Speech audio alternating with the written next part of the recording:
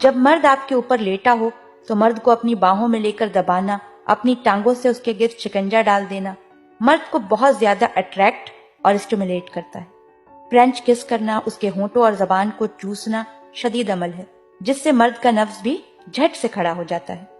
مرد کی رانوں پر ہاتھ پھیرنا، چومنا مرد کے لیے بہت انٹرسٹنگ ہوتا ہے۔ مرد کے کانوں کے نرم لوؤں کو چومنا، اس کو چوسنا، ہلکے ہلکے دانتوں سے کاٹنا مرد کو بے قابو کر دیتا ہے۔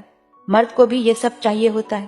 دیکھیں، اگر خود اس کی بیوی اپنے شوہر کے ساتھ ادھورا سیکس کرتی ہے تو وہ پھر کہیں نہ کہیں اور سے پورا کرے گا، لیکن اگر بیوی ہی اپنے شوہر کے ساتھ بھرپور سیکس کرتی ہے اور وہ سب کرتی ہے جو اس کے ساتھ کوئی اور نہیں کر سکتا، تو یقین مانیں وہ کبھی بھی کسی اور کے بارے میں سوچے گا بھی نہیں، بلکہ ہر وقت اس کے خوابوں، خیالوں اور سوچوں میں صرف اور صرف اس کی بیوی ہی ہوگی۔